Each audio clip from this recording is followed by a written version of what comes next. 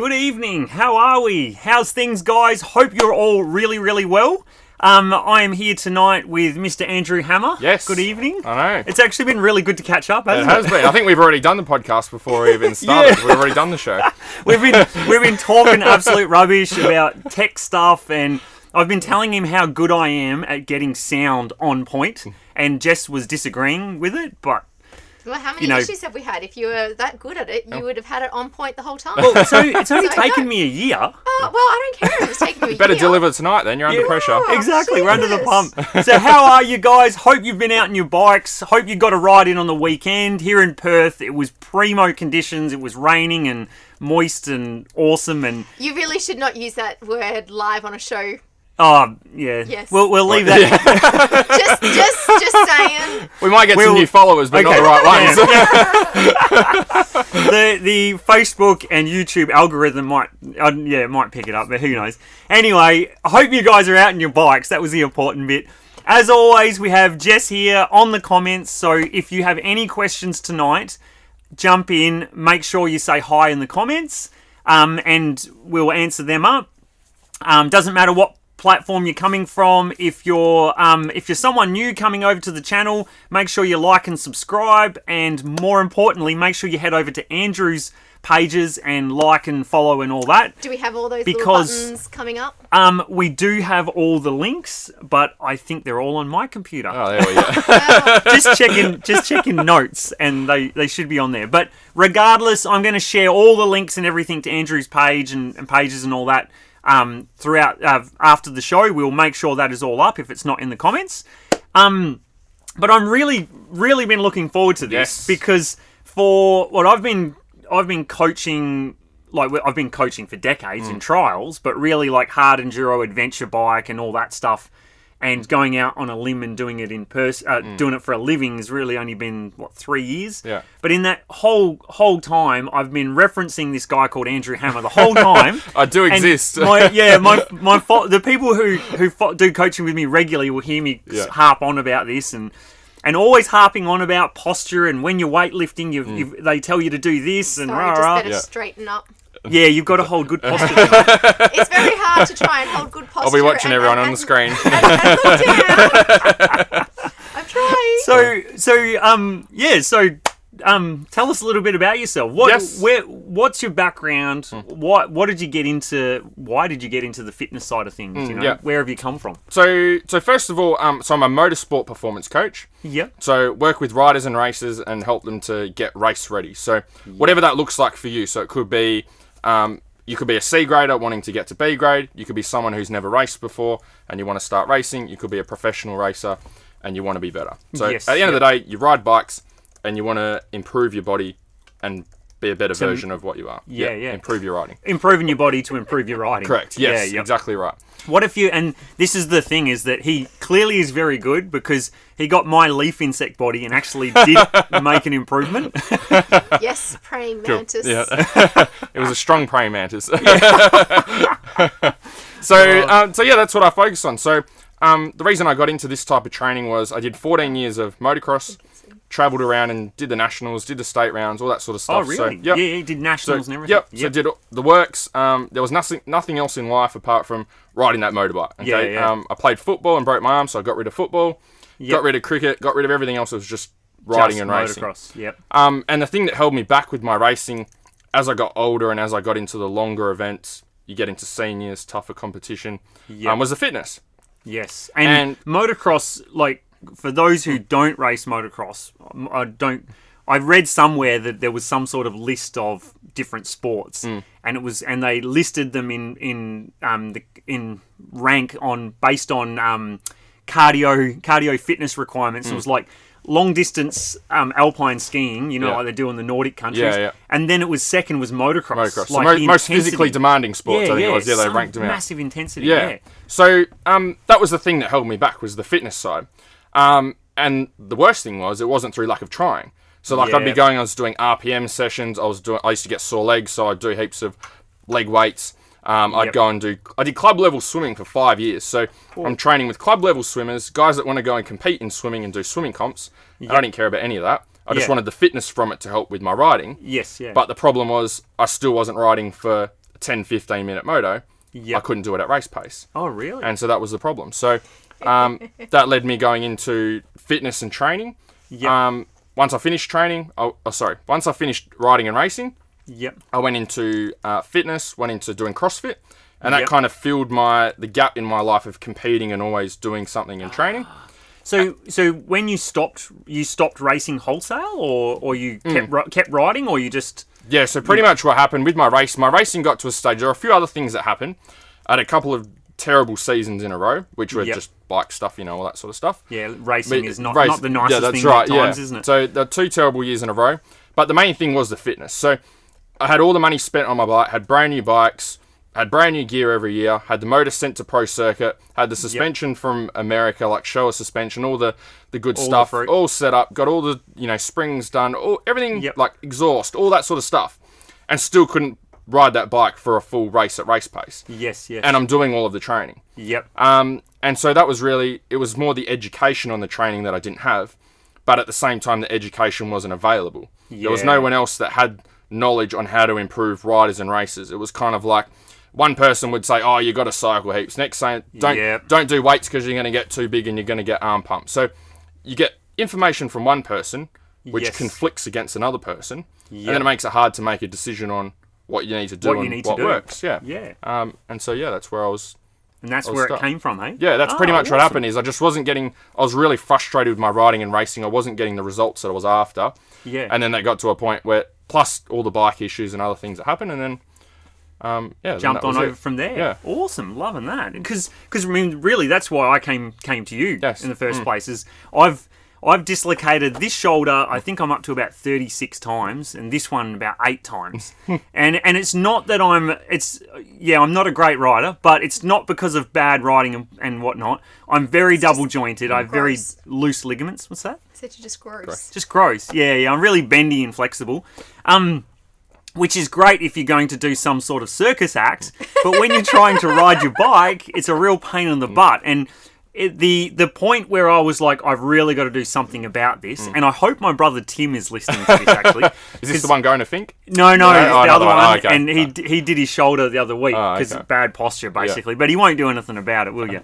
Anyway, we were riding in Portugal and at a European Championship, and there was this big down, and the drop didn't scare me riding. We had to drop off this edge, and it was probably 3 or 4 meters down. And there was a point where you had to hit the front, and that was kind of going to deflect your front out. And if you missed it, you were in trouble. Like, it was going to hurt bad. And it was another 3 meters down from there. But when I dropped off top of that edge and I hit that, I felt bloomp, and my shoulder rolled out. And then, so Jess had to put my shoulder in for me in the middle of the section. You're on first aid duty. With no one there that could speak a word English, and I'm trying to. It was. But gross. I'll never forget the fear in my head when I was looking over that edge. It wasn't a fear of the obstacle and whether or not I could do it. It was a fear of, is that going to stay in or not? Yeah. And I knew it was. And so then when I went, this is time. I got to fix this and came and seen you. And after that, like, the difference and the information and the education I got out of it was awesome. That's why I've been spruiking it ever since. So it gave you more confidence in the confidence was there in your riding and your skills. The confidence was more in yourself and your body and what was going to happen. And I lose a lot of time, and I do now because I've not been looking after myself as well as I should, and life and kids and there's realities, I'm so glad you didn't say wife. Yeah. We didn't let him get that far. You cut him off before he got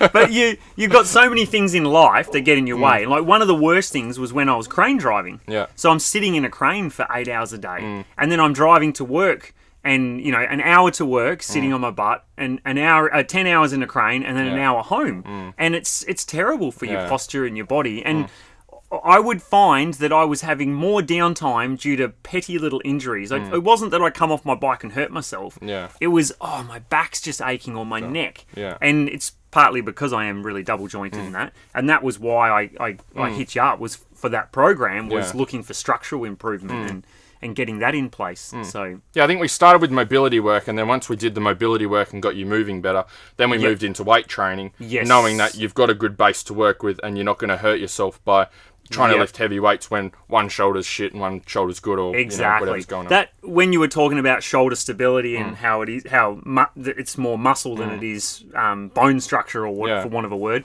And it cut me off if I'm totally wrong here. But that was just awesome. And when the thing that spun me out the most was when we did all the the core exercise stuff and fixing that mobility and getting the structure right. It blew me away how much my balance improved. Like, my balance just become out of sight. I remember riding a section at Dave Thomas's place, and I flicked into this corner, and I stopped, and I stood there, and I was like, I would normally be fighting for my balance now. Yeah. There'd be legs flinging around and stuff like that, but I just flicked and landed, and it was just solid. Yeah. And I was like, damn, this is incredible. And Yeah. then, but also splatting into rocks, because I'm fairly light on. I'm not really the Yeah. strongest guy in the world. But I noticed that extra strength and power that I got before we'd even got to the weights. Weights, yeah. So it wasn't like we'd gone and added any extra strength in there. Yeah. It was just fixing my structure, and then the power and balance that came out of that. It was like your body was actually doing what it's supposed to do. Yeah. Which blew me away. Yeah, one of the biggest things with the posture side is when you've got poor posture or you've got an injury, your body automatically compensates for that particular injury or for poor posture. So if I've got a sore shoulder, for example, and I'm lifting something out in front of me or lifting something overhead, Yep. the other shoulder will automatically try and compensate for the weaker side. Yeah. So when you're trying to balance, the body does the same thing. If one shoulder's not pulling its weight to help keeping you balanced, the other shoulder has to work overtime to try and make up for that. Yeah. So left and right of your body are also always fighting against each other. Yes. Which means your body's working a lot harder to lift weights, ride the bike, get in position, Yep. do all the things that it needs to do. When you can even out left and right, and even top and bottom as well, or Yes. front and back, all the different angles of the body, then everything works together as one system. And when you can get it working together as one system, then that's when it's works. that's when it works at its best. Yeah. When it's always fighting against each other, that's when it's working really hard, but it's not giving you the best outcome. It doesn't feel the best. Yeah, exactly. And I've seen this big time when I'm coaching. It becomes really apparent because, particularly when we're doing figure of 8 turns, so it's really slow, standing up, having to balance, control the clutch, position the bike. And Jess has been through this a lot recently. And we were talking about posture on The weekend. the weekend, and when you corrected that, the Yeah. difference was huge, wasn't it? was amazing. But I see a lot of people turn up and they're, work. One example is one girl I coached is a dentist, and she sits on one side of the patient, and when we were riding, I'm like, why is it I could get her to turn right absolutely perfectly, but the left turn we just couldn't get it right, and we did a whole heap of things, and I'm like, it's just not posturally correct. There's something there, whether it be a calf or something that's tight and holding you back. And then we said, go do some stretches and let's try and counter that the other way. Yeah. And I recommended to go, as I always do, go see a PT or someone who knows their thing. And normally I say, go see an injury. And when she came back a couple of weeks later, just doing some stretches, it was really apparent. And when we started thinking about it, and I've done this with quite a number of people within coaching, if we see a bias one way with their body, I start asking them, hey, what do you do regularly that's that way, What's Do contributing to that posture and that type of movement? Because you weren't... Yes. I've got a 8-month-old now. Yep. So you look at her move, and she does all the things that I wish I could do. Like, gets into a squatting position and her ass is this far off the floor, puts her hands over her head, she can crawl, she can do all those types of things. She hasn't had any coaching. Yeah. She comes straight out of the womb and she can do all of these she things. can do it all. And that's the same for all of us. If we actually moved how we were designed to move, so like a caveman, climb trees, hunt kangaroos and do that sort of stuff, we'd all have that mobility and flexibility as we got older. So hang on, you heard it. That's the key. You need to hunt kangaroos That's right. and live in a cave. Quit your job, live in a cave. And you'll be fine. Be self-sufficient. Yeah. And so to dig into that a bit more, one of the big things that contributes to that really is first schooling. So a kid or child is fine. They go and play on the playground, hang from the swing, run around on the oval. They can't do that now. No, now they're not allowed to do it in case they get hurt. Well, they break their arm when they swing off. So once they start going to school, that's where they start to be strapped down in a specific spot. It's like, you have to sit here and do this. You have to sit in this cross-legged position for an hour while we write something on the whiteboard. So it starts in primary school.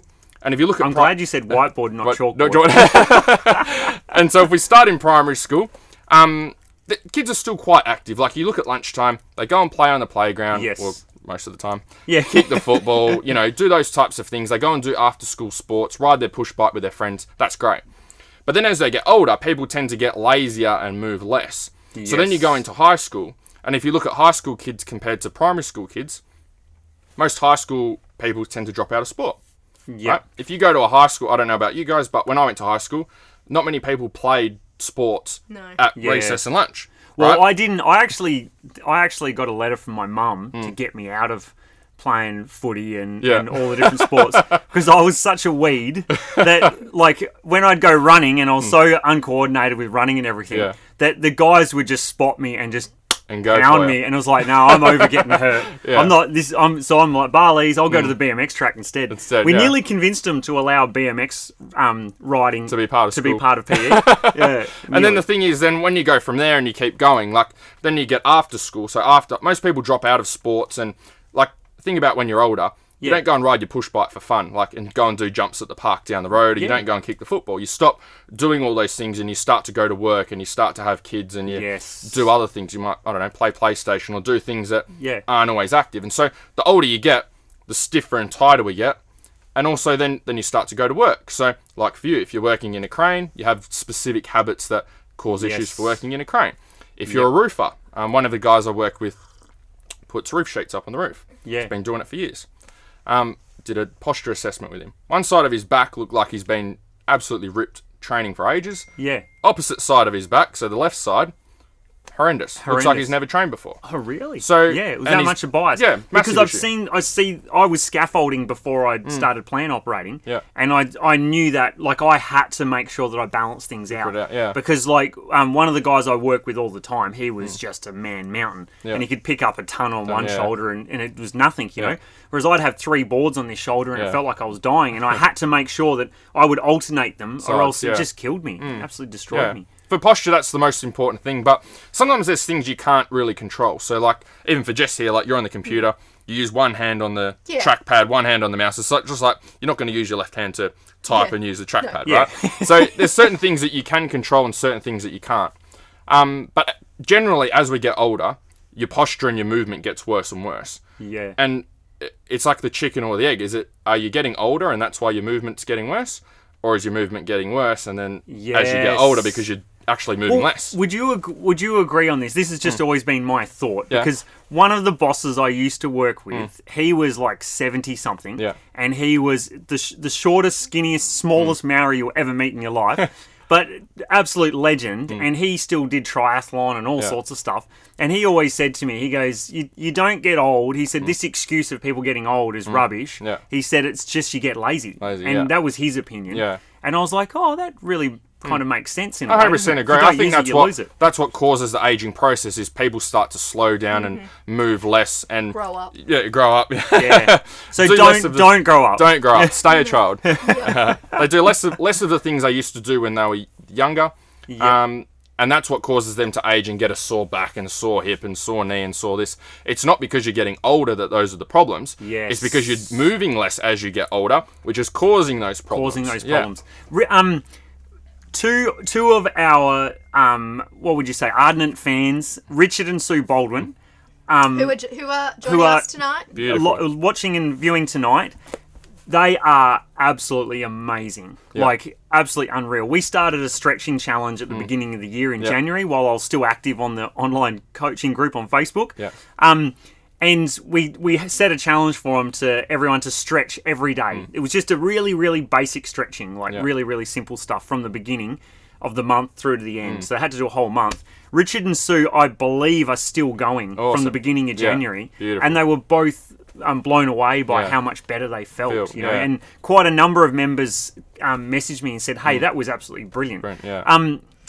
For all the people in the page and the group, We will be doing more of these challenges in the future, and we're going to be doing some more. So I will get back to them once we get some time to get that cracking. So more setup, more tech. no more tech. I just got to. Yeah, we've just shifted community over to an app and a website and stuff. So I've just got to finalize a few things in there and get everyone into it, and then we'll be cruising. So yeah, sweet.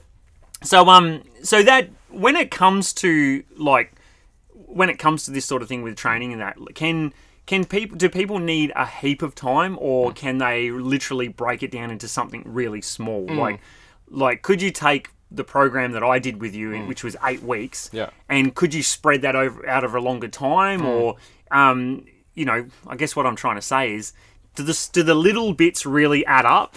Like, is it worth it? Like I said to them, hey, just do these couple of basic stretches, and it's going to make a difference to your riding, and they're going to feel it. Yeah. Is it worth just sticking at those little things, or do they kind of have to really assess where they're at and take the next step? I guess it depends on the rider, but the most important thing with anything that you do, if you want to lose weight, gain weight, get stronger, improve your riding, is you have to be consistent with the thing that needs to be done to get that result. Yep. So if you want to lose weight, you can't eat one salad and then expect to lose 10 kilos. Really? You have to keep eating the salads. Jess has just had a breakthrough. Because you're so overweight. Exactly. Andrew's like, oh, how do I get away from this topic? So the most important thing is the consistency, right? Yes. And then so you have to be consistent with the right things, though. Yeah. So if you're consistent with eating a block of chocolate every day and going, okay, I'm going to lose weight that way, then it's probably not the best strategy for you. Like, even if you're being consistent, you haven't got the right strategy. So same for your riding. Like, if you want to improve your riding performance, you need to narrow it down into what's the thing I need to do that's going to give me the biggest return. Yep. The best analogy I have for explaining that, it's like, let's say you have 10 grand cash in your bank, right? Yep. 10 grand cash, it's yours. And you've got the choice of 3 different banks. You've got one bank which offers you 2% interest. You've got another bank which offers you 5% interest. And you've got another bank which offers you 10% interest. Yep. Okay? All things being equal, you're going to choose the 10% over the 2%. Why? Because you get a better return for your 10 grand, right? Yeah. Your time is exactly the same. You've only got a certain amount of time in the day that you can allocate to training and to riding.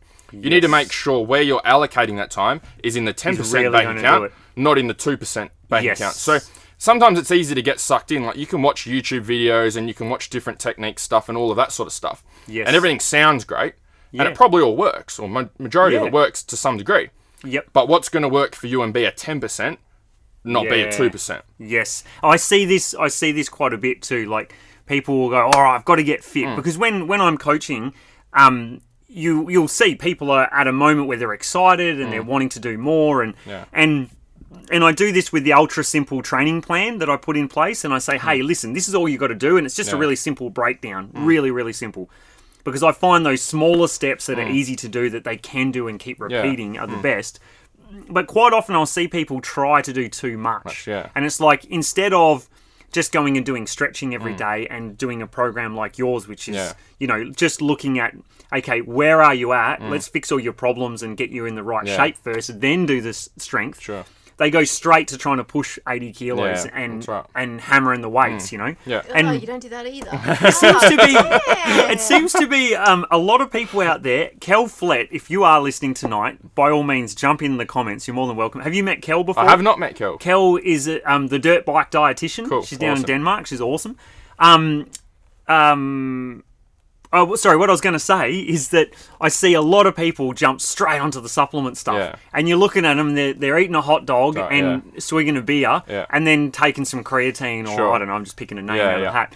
And it's like, I don't think that is the best return on your money. Yeah, that's right. And I guess everyone's looking for the quick fix, because no one wants to take more time and do more work than what they need to. But at the same time, a lot of people get sucked into those quick wins. So, like, there's supplements out there that claim that they can stop arm pump. The ones that claim that they improve your endurance. There's, in the whole arm pump thing, there's arm pump devices galore that you can buy. There's little power balls. There's the Forearm Strong. There's special arm pump diets that you can go on. It's really? A million different things that you can try. But at the end of the day, if you want to get a good result and you want a long-term result, you're going to have to do the work. Yes. There's no magic. Like I There's come no back. magic pill. No, no magic pill. There's no magic pill. It's like I come back to weight loss just because it's an easy example. Majority of people can relate to it. It's like if you want to be healthy and you want to lose weight, you need to eat well and you need to train. Yes. There's no special machine that's gonna there's no Ab King Pro that's gonna get you out of eating hot dogs all day. Oh man! I remember the Ab King Pro too. The name. I feel like you're getting a complimentary coaching session tonight, Jess. Well, it's actually I love. Well, I'll just have to go put the Ab King Pro out on the Verge collection, like I was going to say our kids keep us well and truly fit. No, bloody. What I was going to say is that I love hearing you say this because I get the same thing. People turn up and they're like, I've seen Graham Jarvis ride a log like this. Yeah. I want to ride a log like that. But what they don't realise and what they don't see is the 30 years of dedication to absolutely perfecting his technique and everything that happened behind it and built him up to that point to ride that obstacle. And when I'm coaching, this is a huge thing, is that people come along and quite often it's always obstacles. I want to ride logs, or I want to ride this or that. And I've kind of have to start them where they feel they want to be, and then prove to them that hey, first of all, you need to put the foundations in place first. So we've got to come back over here and let's start it. And unfortunately, there is the work in front of you, and you can't avoid that work. If you don't do the work, you don't exactly get there. right. Yeah, and fitness is no 100%. Yeah, and that's the same with strength building. So a lot of what I do with our riders is building, like I did with you, same as I've been doing for years, is building a good strength base. So majority of races lack strength. And because they lack strength and they're weak, the bike feels a lot heavier than what it should. Yes. When the bike starts to feel a lot heavier than what it should, you fatigue a lot faster because you're using a lot more energy. Yes. And so when you use a lot more energy because you don't have that strength, then your performance starts to drop. So as soon as you start to feel fatigue, all of your skills start to disappear.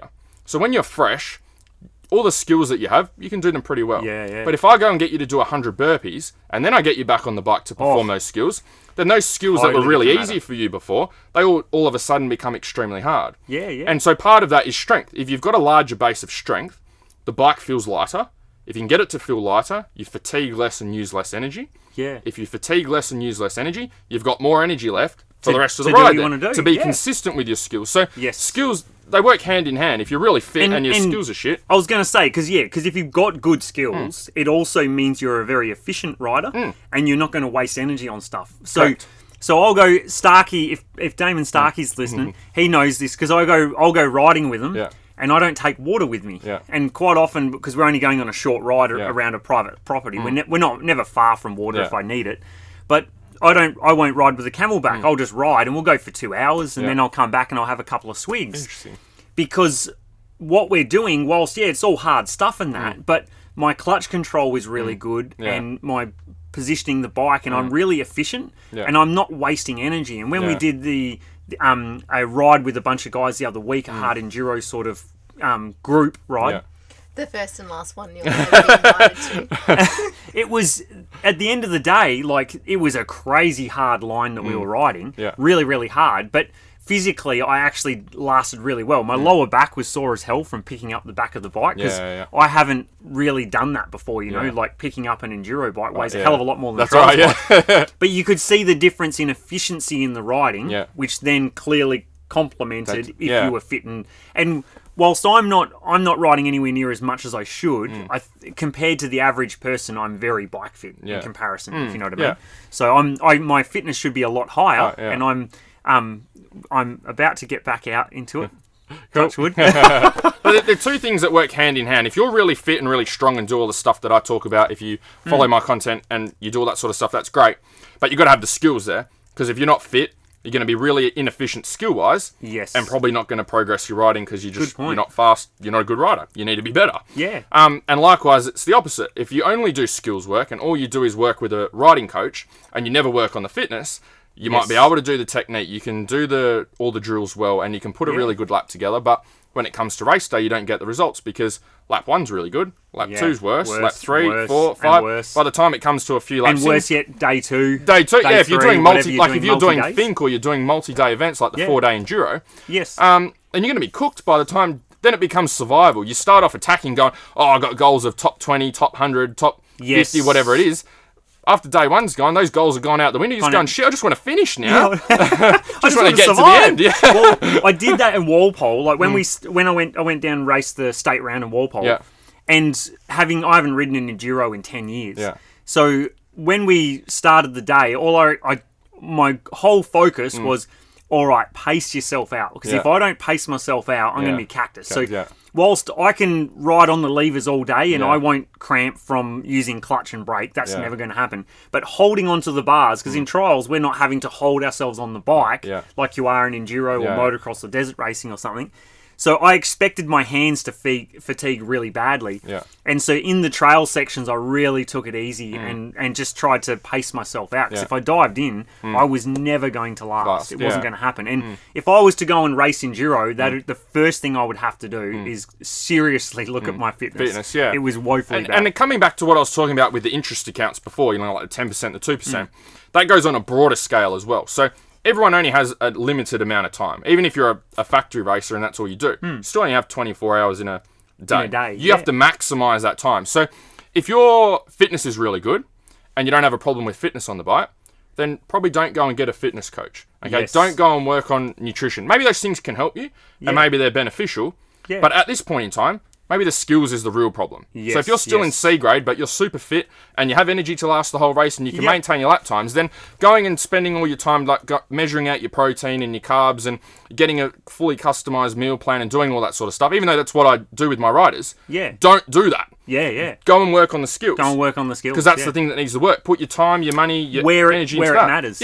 Otherwise, if it's the opposite way, if your skills are really good and you've done a lot of bike coaching and things like that, then maybe that's not the thing that needs more time. Maybe you don't need to do more sessions and more lessons and more courses and watch more YouTube videos. I like that thinking. Go and work on your fitness or your nutrition if you can't hold your lap times for more than a few laps. Yeah, awesome. Loving that. Well, I'm going to jump in. You're going to jump in? Yes, I could see you. I'm like... Were you touching my leg and I just didn't notice? Or no, I was actually eyeballing you. You see, normally Jess is sitting next to me and she would sit there and just kick me. It's not really a leg rub, it's more of a kick, you know. But anyway, sorry, Jess. We won't... So, Dan Evans popped up, what is it? 12 minutes ago. Sorry, Dan. That's all right. Andrew's as bad as me. I'm thinking, there'll be a break shortly. No. But anyway, he said, this is so relevant to me. I have been having physio due to a dodgy right shoulder caused by years of sitting at a desk in front of a computer for his job. And then Craig Whitaker's jumped in and he's like, yep. He finds that sitting at a desk is mentally draining, just not physically. Yep. And they just both agree that it drives them crazy. And yes, Richard and Sue are still stretching doing it. Stuff. Awesome. But Sue is slightly handicapped with the wrist injury, but she's still doing it. Still doing it. Awesome, guys. So just really, to build on really those first two about sitting at the desk. The most important, you can't change sitting at the desk unless you're going to change your career, which you're probably not going to do just so you don't sit at a desk, right? You need to have things in place in your week that undo the damage of what's happening during the day. So that could be stretching and movement for you, and that could be weight training, or it could be a combination of the both. Of both. So what happens is if you just stretch all the time and you don't do any weight training, you get your body into position, which is great, good posture. But then what happens is you go back to your job and then everything goes back to where it was before. So you don't really make progress, but it's capped at a certain point. The strength training is what, so to speak, helps to lock it in. So the stretching helps to get you into position. Once you can move well, then when you go and do the weight training, you also move better. So you strengthen those positions them up. So what happens is when you go back to work, you're not having to undo as much damage and you can start to actually make progress. Do you see in riders like from specific disciplines, probably not so much in the racing disciplines, because trials is kind of I always feel that trials is physically the polar opposite.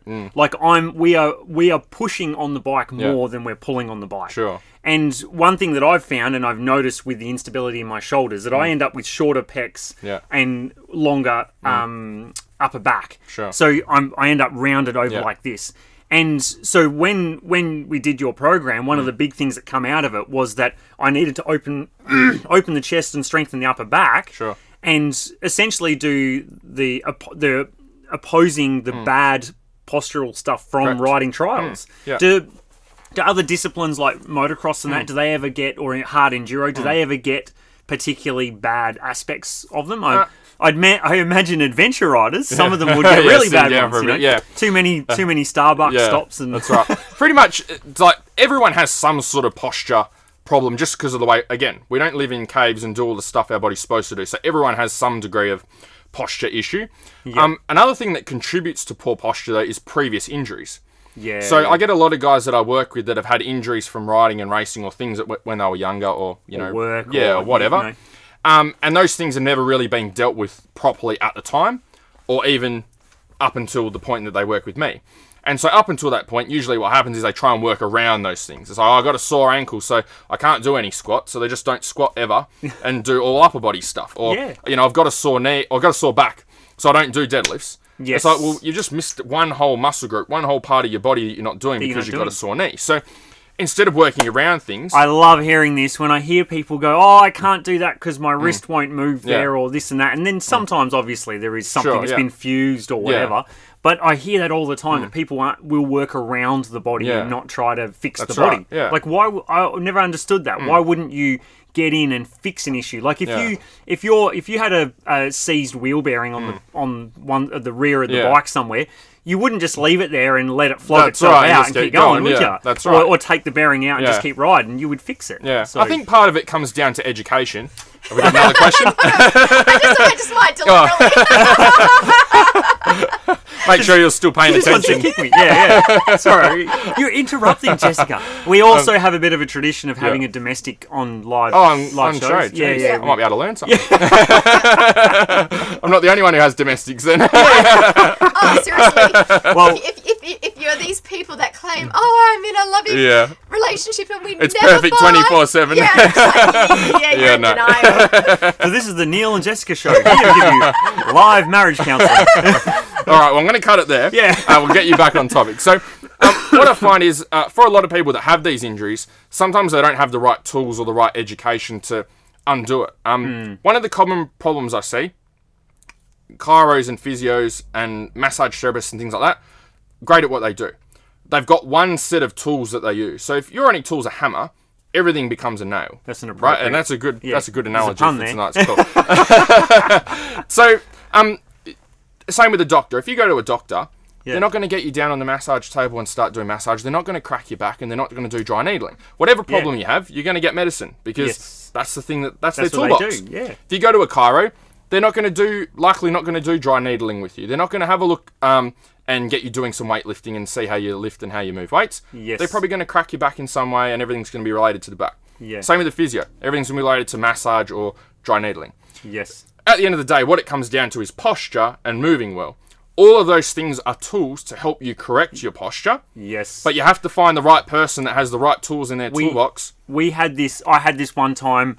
I think it was actually before it would have been before I'd actually met you.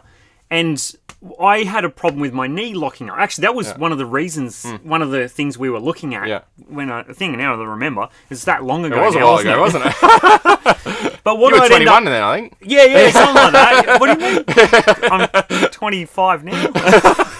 I'm 40 in a couple of months. It's crazy. Geez. It's like, August. Having a big party? I'm really getting old. Be bedtime at 9 I don't o'clock. do- Well, I don't do I parties. did have something organised, Yes. and now someone's decided they're going off and riding. Oh. So Yeah, that just kills everything. I'm going to go. I wanted to go across and ride the Victorian State Trials Championship, Yes. and Oh, I yeah. think the There was something to do with an grassroots at Murrumbidgee in New Yeah. South Wales, I think, is on there. So I wanted to go have a crack at them. yeah. But back to my knee. Back on topic. I started to get a bit of knee pain. It wasn't from any injury as such, and I went to the docs, and then it ended up kind of locking at one point in time. The knee locked up. Yeah. And I went in, the doctor studied it and looked at it, and he said, it's patellofemoral knee pain. And basically, the patella, the kneecap, is not tracking in the groove that it's meant to be. Yeah. And he said, what we need to do is open it up, grind it out, Yeah. and then thing. And I'm like, that sounds a bit drastic. And he started giving me specialist numbers and that. I'm like, I don't know about this. I might get a few other opinions. So I was going to get a few other opinions on it. And then a friend who was a physio at the time and working away in that said, no, just go to Kmart and grab yourself a foam roller. Like, they looked at my knee. They were actually a doctor. They're not thing. And they said, hey, just roll out your quad and try this. And it fixed the problem up in 2 seconds flat.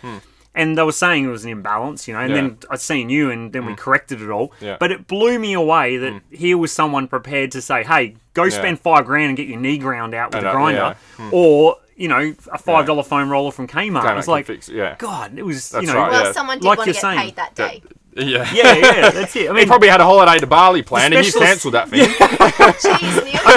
Inconsiderate patient. yeah, consider it. I mean, the specialists have their places, but Yeah, like you're sure. saying, it's clearly they've got a tool set and they're right. focusing on that perspective. Yeah, and that's 100% right. And I've had the same experience with people as well with back pain as well. It's like you go and see a doctor, and then they send you off to a specialist, and they want to chop your back open and fuse your back and cut vertebrae out and shave discs down, and do all that sort of stuff. Yeah. When a lot of you have to look back further. You're not born with a specific problem. So if you've got back pain now, and you weren't born with back pain, then Something's caused it. along the something way. has caused or triggered that back pain for you along the way. If you were born with it, then okay, fair enough. There's something there that needs to be worked on. Yeah. So if something has caused it, something you've done has caused it, why can't something you do undo it? Yeah.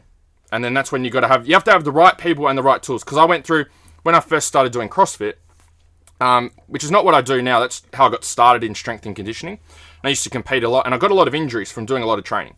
Sore knees, sore stress fractures, shoulders, everything that we did. Yeah. Everything that we did together was because I've had the same injury, and I've learnt how to fix it myself rather than just going, oh, that's how I'm going to be.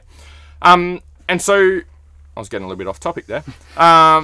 Distracted myself. Don't worry. This audience is used to me they're used running to off you on getting off tangents. track. All right, yeah, cool. we do Yes. that. You get to the best topics that way. So with each area of your body, it's like, okay, well, if my ankle's sore now, but it wasn't sore before, what caused it to be sore? Is it me walking? Is it the shoes that I'm wearing? Is it how I train? Is it what I'm doing at work? And then you just need to reverse engineer that. But you have to be able to find the right person that has the tools in their toolbox and actually wants to help you. Because that's the whole, same with riding coaching. There's riding coaches that do it out there. It's like, all right, we're finishing at 5, guys. Oh, 5 o'clock, you've still got questions. Oh, we'll just cut those exercises out. Piss off, guys. And then I've got to go home. Whereas if someone's genuinely passionate about helping, they will do the extra things to try do and the extra mile. help you. And sometimes that's knocking people back. And that's the same for me as well. Like, I run a business, and yes, I need income to be able to pay the bills. But sometimes there's people that I know, I'm not going to be the best person to help you.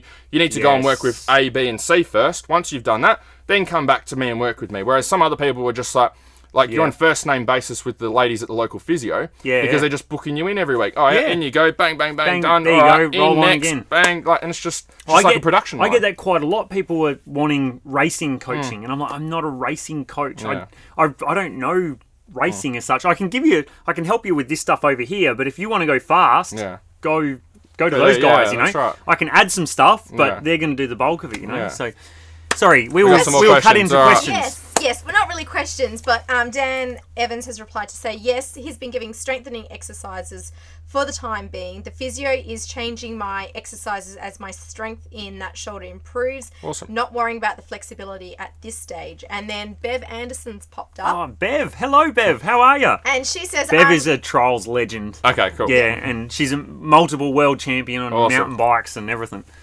Well, she says, I am rolling, gunning, and stretching as I'm listening. I know this constant routine keeps me fit to ride and life. Started as a teenager, thankful for my progressive hockey coach for this lifetime habit. Great session, you all.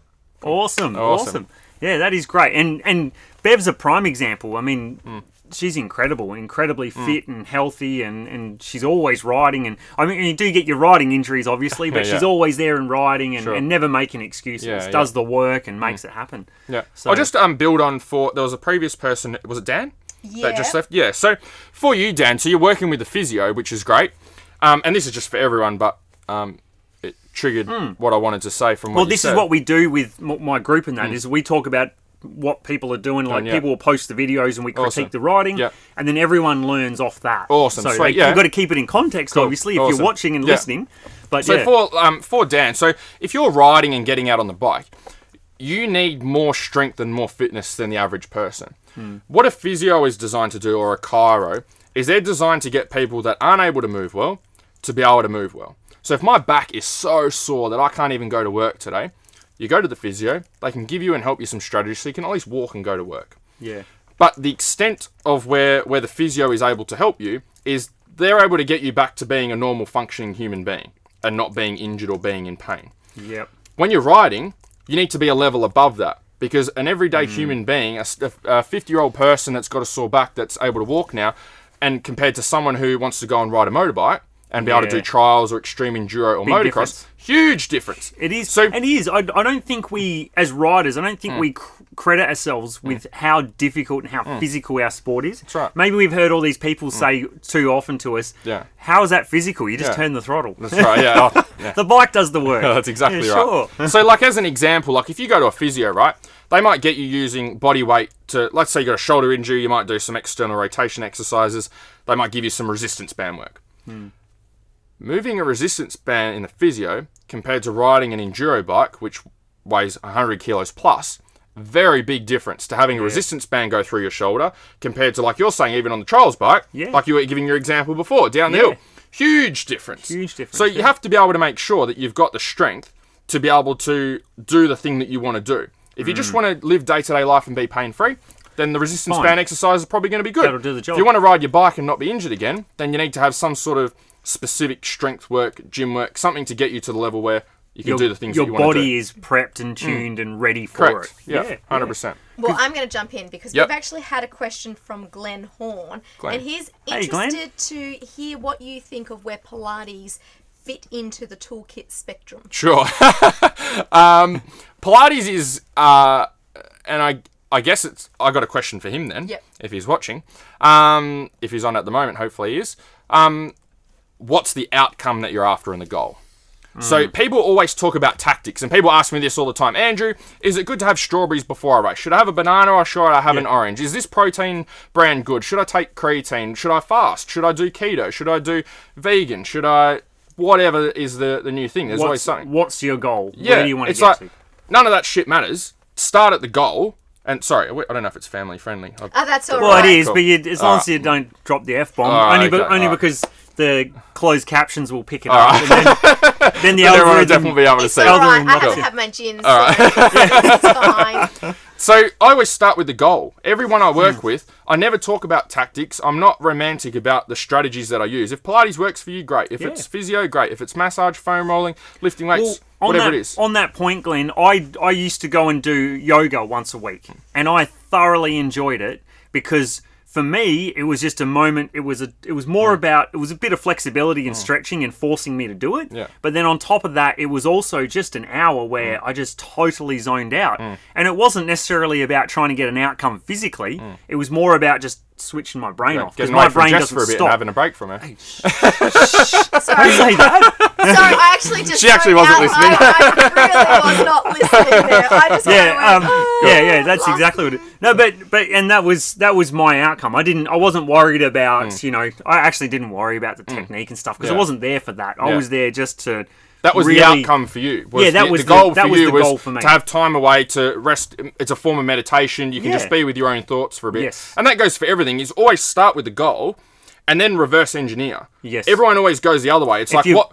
The camera's not there, just so you know. Oh, okay. Yeah, keep looking at it. I know. I've been looking at it the whole night. You know what? It's so distracting. I do the same thing. Yeah, the camera's in the darkness over there. It's hiding. But Jess always looks at the camera, and I'm like, Jess, stop looking at the camera. So you always... I'll try and make an effort. We're making eye contact now, guys. Yeah. So you always want to reverse engineer. So even if you're on the bike, there's a whole heap of things that you can do. Neil can give you more skills and drills than you can poke a stick at. But at the end of the day, again... It comes back to, okay, which bank account are you putting your money in? Okay, the example I used before. But before you get to that, it's what's the goal? Like, what do you want to get to? What do you want to do? Like, do you want to be really, really good at doing logs? Okay, well then, these are the A, B, and C drills you need to do beforehand to make sure that you're good at logs. If you want to lose weight, okay, great. How much weight do you want to lose? You want to lose 10 kilos? Great. What are the A, B, and C that you need to do to be able to lose weight? You want to be able to ride at a higher level for motocross? Great. What are the things that you're shit at that you need to work on? Are you terrible at ruts? Is it doing big jumps? Is it sand tracks? Is it gravel tracks? Is it off-cambered corners? Is it big whoops? Has Glenn replied on... Reverse engineer that process? No, not yet. He hasn't. He's bailed. No. All right, when you come back for the replay, Glenn, then you can answer. But anyway, the goal is the most important thing. Always figure out what you want first. Do you want to get top 10 this year in your series? Do you want to be able to get to B grade? What's the outcome that you're after? Then worry about all the tactics and all the other stuff. Don't start the other way around by going, oh, squats are good, or maybe I should have a protein shake, or oh, I watched one of these videos and it says do this drill. It's like, well, it doesn't really matter. For one person, that might be their 10% account. Yep. For another person, that same drill could be 0. Yeah, nothing. yeah. Okay. Yeah. I see this all the I really like that analogy of looking for where the value is and trying to get the most out of it, because I get it all the time with coaching. I'm saying to people, hey, that's great that you're doing that, but you really need to take a step back here and let's get this in place and let's work on that and put that through. And it's more of a mindset thing as well. It comes down to instant gratification or delayed gratification. Do you want to do things now that you're shit at to be good at things in a few months' time and be really good at those things and make some progress? Or do you want to put those things to the side and get some gratification now and do the things that you're already good at and keep doing those things because it makes you feel good now, but then not be able to get to your goal in the long term?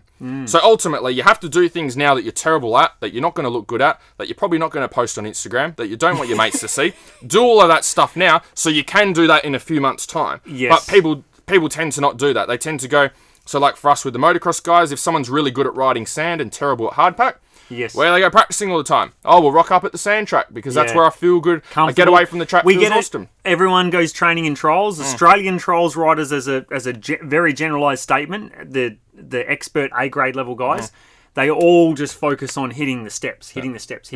But historically, we're all terrible at hopping. We're all terrible at placing and positioning the bike. All those other things, and it's so true. If you focus in on what you like, and we all kind of gravitate to what we like, you know, and if you do that, you're taking yourself down the wrong path. That's right. And especially if you're focusing on competing, you're only. We'll come to your question. Yeah. Glenn just came back. All right, cool. If you are focusing on competing, you're only as strong as your weakest link. So I know, like for trials, if there's one particular section or one particular obstacle that you're terrible at, and you know you're not going to get, it doesn't matter how good you are at all the other sections because you're not going to get to them anyway. Yeah. Same as with motocross. If you're doing a series and you want to come top 10 in the state and you're terrible at sand Yeah. and you're really good on gravel, that's not going to matter. You're only going to be limited by the sand track. You're going to be bound by you have that. to put the time into the things that you're worst at. And the thing you're worst at is also where you get the most value. Exactly. Because when you do work on that skill set or that fitness or the whatever the thing is that you are lacking on, you will get the most. That's where your most return is. Correct. And without a And doubt. the reason that is because that's the area that's most undertrained. So if you use a gym context or gym scenario, when you go and train at the gym and you first start training, you lose weight really quickly, right? You start training, you get stronger, everything feels easier. And as you keep training and getting stronger and losing weight or whatever it is for you, your progress diminishes. You don't make as much progress for the same amount of work. Same thing happens with riding. If you've got a particular area like sand and you never ride sand and you never go there and you avoid it and you don't go to those tracks and don't do those races, when you start doing it more consistently, you get really, really good at it or get much bigger progress really quick. When you're progressing through the ranks, it's relatively easy to get to, say, the top 10. To get to the top 10 is much easier than to get from 10th place to 5th place. That's right. And then from 5th to 1st is way harder than getting from 10th to 5th. You've got to do a lot more work to make a lot less progress. Yeah, exactly. And quite often, because it's kind of like latent heat. Did you remember latent heat from school? I don't. Yeah, everyone's going, here comes Neil. You're another Nerd. generation, buddy, ahead of me there. Oh, it's physics in school. But yeah, I won't even go Oh, into we it. don't have to put physics on here. I Oh, don't need to know about cats in the box and out of the box, please. We're boring everyone. Just lost half our audience. yeah. No, my audience likes the technical stuff, Oh, so do they? they're Oh, happy as they cool. are with that. All right. Yeah. No, but it's so true. If you push and you work on the weakest points, you will get the most gain. And I'll tell you now as well. I know this kind of it sounds hypocritical to what we've said, but if you focus on the hard stuff, if you focus on what is difficult and what people don't and what you don't like riding and don't like doing in the gym and what doesn't look cool when you're taking photos on Instagram, if you focus on those things instead, your opportunity to catch your opposition increases tenfold. That's correct. If you do the horrible stuff, it makes the catching your opposition bit easier. And you come out the other side. And when you've done it, like when I would, a couple of years back, it's slightly different now because there's a couple of guys who are really working hard. Kyle Middleton and Connor are working real hard. But this was like, probably 9 years ago now. New South Wales 1 year, 10 years ago even. And I finished in the top 3. Actually, I think it was when we were training. Yeah. and I'd put a bit of effort in, and it wasn't a lot of effort. It was just a bit, but I'd put the effort into what I believe was the right things, all my weaknesses, strength and fitness, and but also technical riding and certain aspects. And I ended up finishing on the podium that year. Yeah. And I thought, man, I have hardly ridden my bike at all. Yeah. And I thought, what are all the other guys doing? Yeah. And I really thought about that over time, and I've seen that throughout my riding career and whatnot, is that the bulk of people won't put the effort in. So if you put some effort in, even a small amount into the horrible stuff you don't want to do, the gain that you get appears enormous. That's right, when you get the return on the other Return's side, the massive. interest again, the bank account example, the interest you're getting is from that is huge. phenomenal. Yeah. Everyone, all the other guys have the same amount of time that you have. Yeah. It's just that you've put it You into did it- areas that you used you it knew better. were going to give you more amounts of progress. They went and Yeah. practiced the things they're already good at. You went and put your time, money, effort, energy into things you knew you were terrible at. Yeah. And got good at them. And got good at so that you could improve. Exactly. Sorry, you Jess? did have, we'll Yep, come Glenn's back. back. Half Sorry, an hour Glenn. later. Sorry, Glenn. He's probably left again. It's been that long. Yeah, that's it. Well, he's put up that he said thanks, but yoga is, I think, what he likes, but it hasn't reduced injuries much in the long term. Okay. So obviously, the Pilates and the yoga is more about trying to Prevent. Yeah, so I would say for him, Prevent and I do this a few times with our riders, you still haven't given us a goal. You're still talking about like injuries and things like that. What's the actual outcome that you're after? So do you have a shoulder and you want to make sure that shoulder's rehabbed? Is it a riding goal that you're working towards? Like, do you keep? Oh, sorry, look at the camera. Yeah. Do you keep getting Do you keep getting injured while you're riding? And is that the problem? Is that what we're trying to prevent? So we've got to find out what your goal is first, and then we can reverse engineer the process. Speaking of goals, before I forget, because we'll talk and I'll talk. Yep. You've got a download. Yes, A I free do have a download? free download. So for those of you that are interested, I'm sure Jess can put it in the comments if Yes. you've got the link. Yes. Or is it? Yes. Yep, cool. So what it is, it's a race fitness test that I use with all of the riders that I work with. And it Will that help Glenn find his goal? Uh, Or help find the potentially, maybe part of it. It's probably more of a tactical thing. So what it will do is give you, it's a benchmark I use for all of the races that I work with in terms of fitness and strength, and gives you the exact movements that I measure by, so you know what movements you need to do to improve your riding, and also where you sit. Are you a beginner? Are you intermediate? Are you advanced? So you can go through that. You can grab it, click on the link in the comments, put your email address in, and it will send it straight to you. You'll get a link to the video to watch through and the download. And all it will do is just get you to circle where you're at for each of those movements. If you're not doing any of those movements, then that's probably the first problem that you need to tackle. Yeah. If you're already doing the movements, then it's about seeing where you're at and where the holes are. So some movements you might be advanced, some movements you might be beginner. Maybe the cardio's terrible and the strength's good, or the other way around. That's going to find out where your weaknesses are in your training and where the holes are, and then you can go ahead and patch them up with your training. I remember when I did the couch stretch the first Oh, time. yeah. And I was like, and you were like, that's not difficult? And Yeah. I'm like, no, couldn't feel a thing. It's like, oh, you're a little hyperflexible Yeah, that's when there. I found out Neil was hypermobile. As soon as when I normally give the couch stretch out, people are like, wow, look at the stretch, and Neil This was is like, horrible. oh, okay. Oh, yeah, What's all right. next? I don't even have to Put it at the back of my engage head. with my That's right, stretcher. yeah. I can't even still touch my toes, so I know that's my weakness. But I'm going to jump in. I haven't got the link in Neil's notes, so after the show is finished, Cool. we'll pop it in. We'll pop it into the comments, but I'll also share it to all my social pages, Awesome. and I'll put it into the group as well, Yeah. into the guys on the app. Yeah. We'll share it far and wide later tonight Awesome. after we finish the show. Yeah, there is another link. I'll jump in. There is another one that you guys can download. I've got a free, and it's a bit off topic to what we've spoken about. It's a race day nutrition plan that I have, which maps out how I plan all the nutrition for all of our guys as well, which is another component of what I do. So you can go to andrew-hammer.com. I'm sure you can do that one, Jess. Andrew-hammer. Oh, sorry. I think I've actually already got that up Oh, there. have you? .com? Yep. Yeah. Awesome. Yes, somewhere. That's all right. up here. Yeah. Can we put it in Awesome. for the guys that The jumped on a joys, bit later? Yes. the joys Yeah. of tech. I will. Awesome.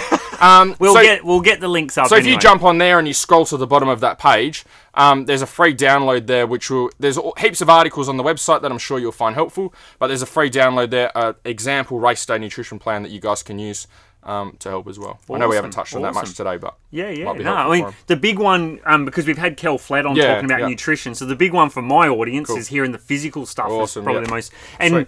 and because my experience with what you've done, that was just absolutely awesome. I loved it. To this day, it was the best bit of, probably the best bit of, like physical training Yeah. that I've ever done. It was brilliant. I think, Absolutely brilliant. and to note on that as well, a bit off topic, but I feel it'll be helpful for everyone, everyone has a certain amount of money that they invest into racing, right? Whether you have a budget or you don't have a budget, everyone spends, there's a certain amount of money that everyone puts towards riding and racing. That's no different with where you invest your money. So if you, like we always talked about today, is weaknesses. If your fitness is great, but your technique is terrible, get your money, and instead of buying a new exhaust, instead of buying a new clutch, okay, instead of buying a new set of handlebars, take that and go and give it to Neil and do some sessions with Neil, and that's going to improve your riding. Your okay? fitness is awesome, by the way. And likewise, if it's true. the opposite, like So true. if your skills are great, then don't go and do more riding coaching. Yeah. Go and invest in a fitness coach to improve the weakest link. Yeah. If none of those are the weakness, if you're riding a bike that's from 2000, racing with 2020 bikes, then by all means, don't spend money on technique. Don't spend money on nutrition. Go and get a bike that's going to be competitive. Yes. And then it's always the weakest. If that's the weakest link for you, then that's what you need to do. That's what you need to do. For most people out there, I seriously would say this. There's a lot of people, I see it all the time, they will go and buy the Recluse clutch and they'll spend $4,000 on the suspension and $3,000 on the motor. Forget all that stuff. And still can't ride the bike. Forget all that. Focus in on what really matters. And if you took that money and put it into fitness and coaching and nutrition and that stuff, you will get way more gain out of it than the anodized. The anodized red parts don't make you faster. That's right. Oh, you're just now bursting my bubble that my goalie bike is just not going to... But keep it in perspective here. Like Andrew said, it's what's your goal, Jessica? If your goal is to look good on Instagram, you are on point. And that's 100%. That's 100% right there. So it comes down to the instant gratification or delayed gratification. To put your money into doing bike skills stuff, probably not going to be as sexy as getting a new graphics kit or a new set of wheels. Not going to get you as much attention on Instagram. Not as good as spoke wraps. That's right. But this is where you need to decide for yourself. Do you want to look good now and feel good now and have your ego pumped up and feel awesome for the 3 hours that your Facebook post goes ding, ding, ding, ding, ding as you're getting likes and comments and everyone telling you how amazing you are? Or do you actually want to do something for yourself and reach your long-term goals by doing some work? And that's what I find. Like, people have 10 different helmets. You don't need 10 different helmets from Shoei that are $1,000 each. Like, take that money and go and have one helmet or 2 helmets and go and put that money in the areas that's going to allow you to be better. If you want to be better. If you don't want to be better and you want the attention, then by all means, go spend all the money on the bike, take really good Instagram photos, and away you go. Awesome. Well, before we even go, because I know it's we're going. We're only 15 minutes in, aren't we? What's that? Yeah. I was going to say, I think there's actually some bits of content in here we could do again in the future or something. There's plenty you could go into. But Glenn's come back, awesome. and he said, advice is making a lot of sense. Thanks. My goal is to reduce injuries from other activities. Things like running and house renos. I end up injured and not being able to ride as much as I want. Okay. So is that making...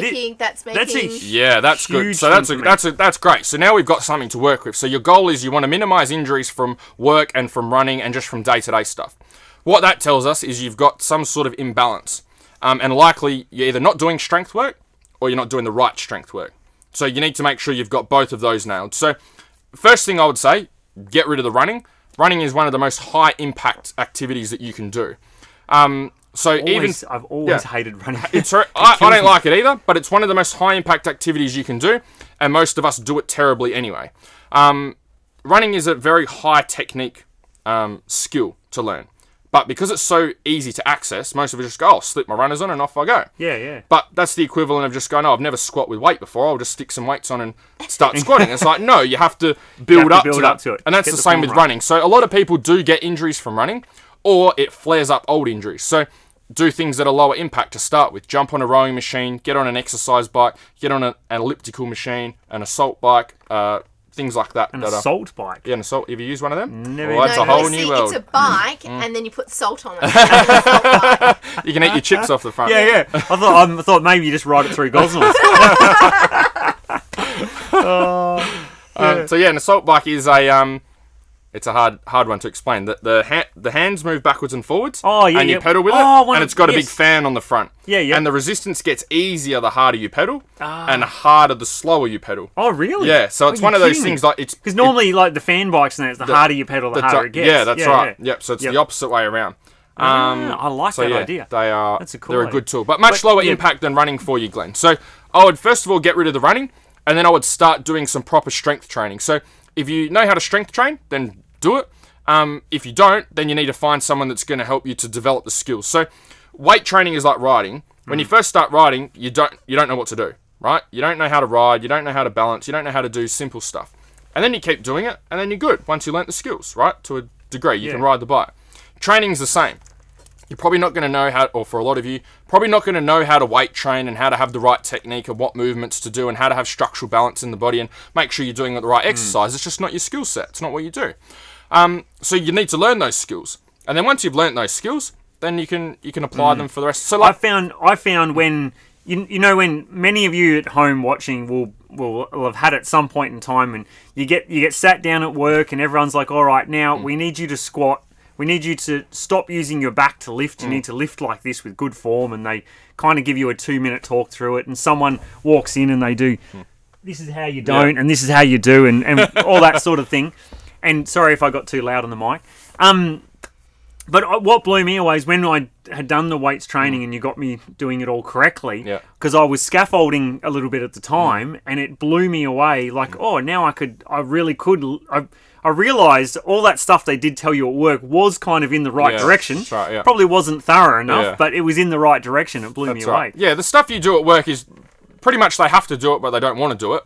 So it's just do the bare minimum we have to hurry up and move past what we have to. You really need a strength and conditioning coach or someone that knows what they're talking about to make sure you're doing the right strength training. You can't just...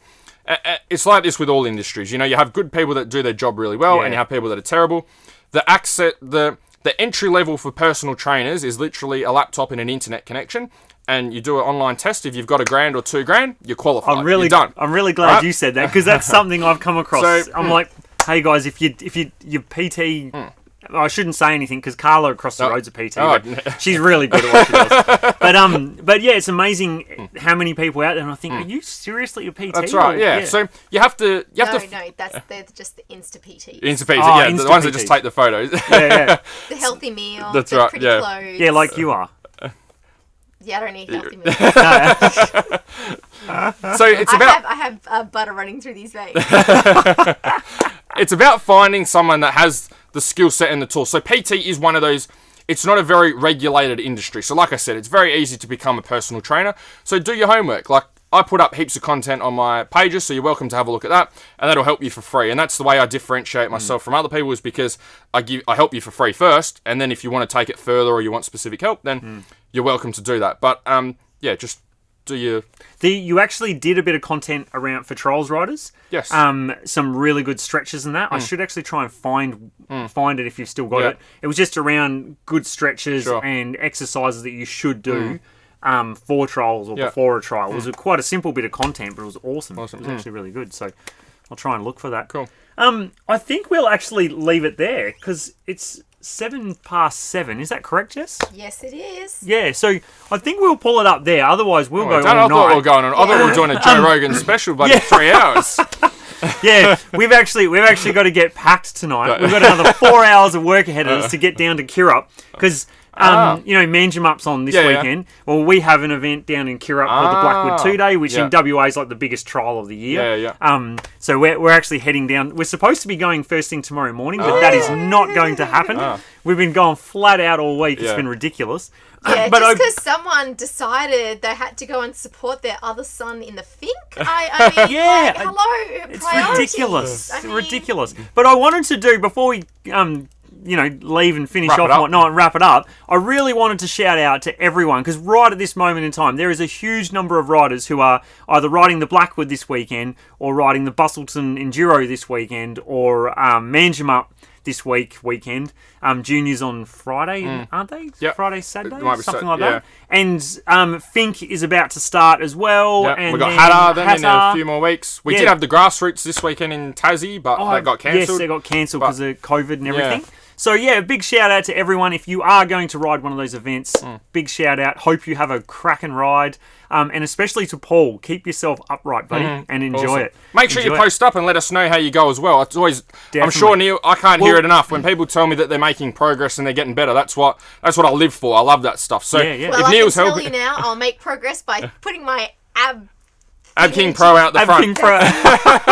You have to get it out from under the bed first. It's an ingenious fold-out design. But it even fit under our bed. That was that round thing, wasn't it? Yeah, I had like a round. Yeah. And That's you're why wrong. it folds up, because I knew no one would use it and they'd have to stick it under the bed. So rather than it sitting around, it was. Yeah, we're going to make this convenient for you to forget Yeah, about. that's right. And then we'll sell you another one. That's exactly right. We have the Ab King too. But we'll definitely, if there's any other questions, hit us up. Go straight to I was about to say Adams. And I was going to say go straight to Andrew's pages and hit him up there. I'm sure you're happy to answer questions. Yeah, I've 100%. Literally, in the comments, I have put up your Facebook page Awesome. for Driven. Is it Driven Athlete Training? Yep, awesome. And also the Instagram Beautiful. handle that you've Awesome. got there as well. So, Yeah. Awesome. the only one is with that one. It should have your @ symbol first. So Cool. at. Any Instagram user will work. That's Yeah, right. what is it? So- At Andrew Hammer _dat. Awesome. Excellent. So- Sweet. Yeah, if you guys have any questions or anyone would like any help, feel free to send me a message. If I can help you, great. Otherwise, if not, I've been coaching for ages and been doing this stuff forever. So usually I can point you to someone or point in the right Someone, direction if you you know, need someone that can help you if I can't. Yeah, loving it. Awesome, guys. Well, we're going to wrap it up there for tonight. Make sure that you have a great weekend on your bike. Make sure you get on the gas and have some fun. And otherwise, we'll leave you there for tonight and have a good one. Sweet. See you later, guys. Thanks for watching. Catch you later.